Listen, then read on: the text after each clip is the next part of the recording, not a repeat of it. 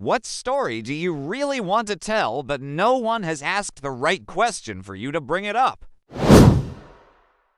A few years ago, I stopped at a post office in one of those towns that claims it would be the murder capital of America if anyone actually knew it existed. In the parking lot, I was approached by a seemingly sane man who, without much context, gave me a copy of a book he'd written. I saw he had stacks of this book in the back of his old Camry, so I figured he was just excited to share his work with everyone who came to the post office parking lot that day. The book was called Code 205 Part 1. It's not just a code, but also a way of life by Grimy Jones. That is not any exaggeration. You can look it up. It was published by an organization that helps inmates self-publish books while incarcerated.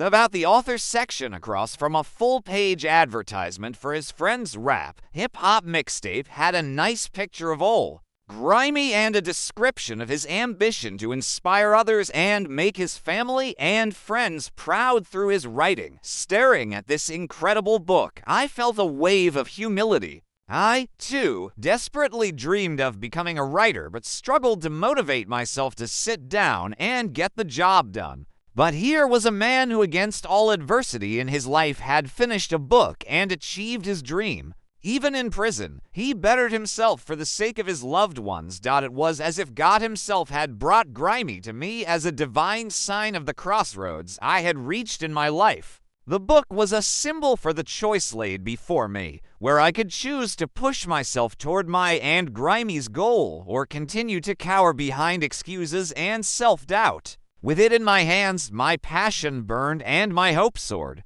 I felt I owed it to Grimy to finish his book, regardless of the quality, and then begin my own writer's journey. Upon actually reading it, I discovered that Grimy had written more or less a series of disturbing, pornographic vignettes in his own personal brand of English. The titular Code 205 is apparently a prison code for an inmate engaging in high-risk sexual acts, such the slightly autobiographical main character masturbating to the female corrections officers. According to Grimy, these actions are offensive because it makes the female officers feel sad about how inadequate their boyfriends and husbands are when they see some nice prison meat. I gave the book a real effort, got to the part where the released main character jizzes in a McDonald's fryer after receiving a gummy blowjob from a grandma with her dentures out, and promptly threw the book in the trash.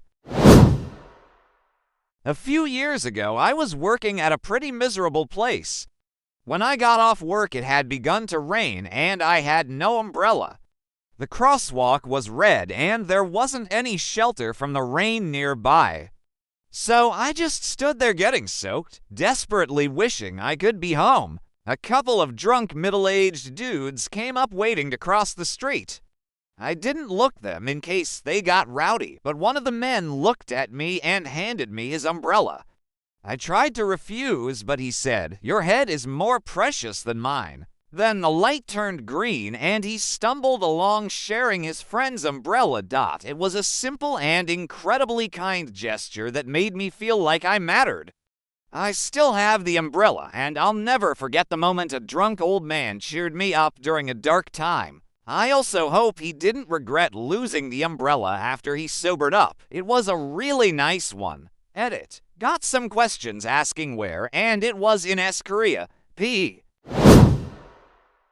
This is a story from a through hike I went on this past summer. I was over 3 weeks into a month-long hike, and I was starting to have major motivation problems. It was a rainy day, and I decided, fuck it. I'm not going to wear any rain gear because you just get hot in addition to being soaked. I climbed to the top of a lookout point and met a man with his teenage children. He's super funny and nice, and we hit it off and chat for a bit. He asks me about what I'm eating and how my hike is going. After weeks of being mostly solo most of the time, it's so good to talk with a good conversation partner. But it's storming and we're high up, so we shortly part ways. Anyways, the next day of my hike is brutal. My gear is still damp and my body was not holding up as well as I hoped. I'm fatigued to my core and I want to be done. But I'm determined to go 15 miles anyways, one of my longer days. Mile 11 to 13 are a beach walk portion.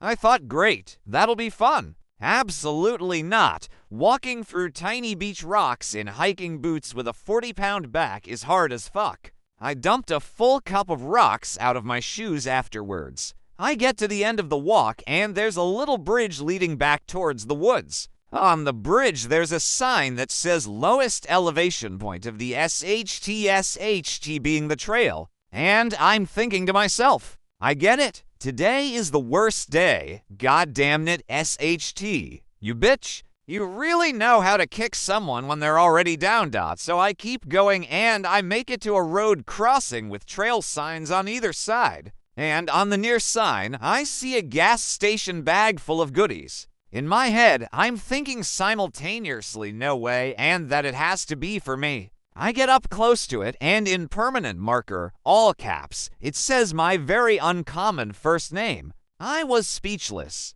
Inside, there was a full-sized bag of kettle chips, a 24 ounces Coke, an apple, and an orange. The kindly man I spoke to asked me what food I missed most and how far I was going. I said potato chips and 15 miles. He delivered. Best day on the trail. I don't usually drink pop, but that Coke, still a little cold, was maybe the best thing I ever tasted. TL. Doctor, I was having a really bad stretch of days on a through hike, and a kind stranger gave me an amazing, surprising gift and made my day.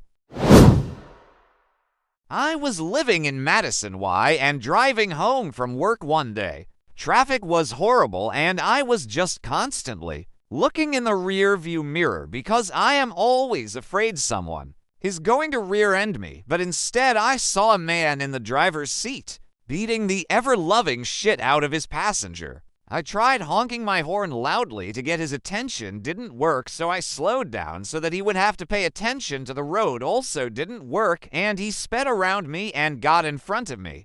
I could tell he was still hitting and punching that woman, so I called the police and told them his license plate number. He sped off onto the interstate before I could describe him super well, but I told them the direction he was going. I hang up and continue on my way home. A few miles down, like 4 or 5 exits, I see 3 or so police cars with their lights going. I was like, oh shit, wonder what's going on, and as I pass, I see it's the car. They had the guy in handcuffs, and the police were checking on a very blooded woman. I still think about her. I really hope she is okay and that she took that opportunity to get out of whatever situation she might have been in. My great-grandfather lived in Kansas when the Dust Bowl hit the U.S. He and his wife lived in a really small town, and he owned the grocery store after he passed away. My family was going through the stuff in his house and found a box of letters he had hidden from everyone. Every letter was a thank you from different families he helped during the Dust Bowl. People would be running from the Dust Bowl and pass through his town. He would give them free food to last them until they reached their destinations. Many of the letters thanked him for saving their lives and stuff like that. He took this secret to the grave, literally. Not even his wife knew. I've heard mention that maybe she wouldn't have been quite as pleased, but I don't know about that. I just think that's super cool, and I'm very proud of him. I have a lot of weird stories about my family that I never get to tell it. I didn't realize people would be so interesting in this Kind of thought it was just a personal family pride thing. Thank you all for your ideas regarding preserving these memories. I will absolutely look into that. I'll have to touch base with my dad and see if we know who ended up with those letters. Most of my other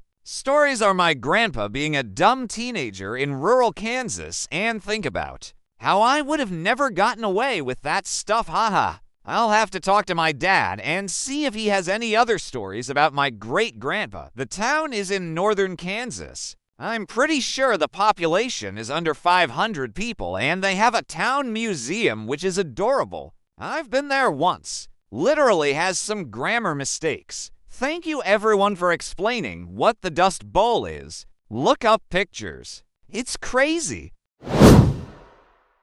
The first time I started playing RuneScape was when I was like 5. I was a smart kid, so I could read and write really well for my age, but typing was hard, so I was able to get by playing games on my own. One day, I was somewhere mining with just this one other dude, and he starts sending me messages. And I'm a friendly 5-year-old, so I very slowly, BC typing, would message him back. After a bit, the questions started getting more and more odd. Started as just simple "how old are you?" and quickly developed to "where do you live, where do you go to school," big red flags like that. But I'm a 5-year-old, and I'm responding to all this stuff in 5-year-old manner. I'm 5 guess asterisk spends 10 minutes trying to type out my full name asterisk. Asterisk spends 20 minutes trying to type out my mailing address and home phone hash asterisk. Ultimately, the guy only learned how old I was because I was never able to finish typing any other answers before he would ask me another question, and he wound up leaving. I told my mom about it a while later, thinking nothing of it, and she flipped and banned all of us from playing online games for like 8 years. TL. Drive someone tried to get all my personal info from me through an online game when I was 5, but I was too innocent, so it didn't work.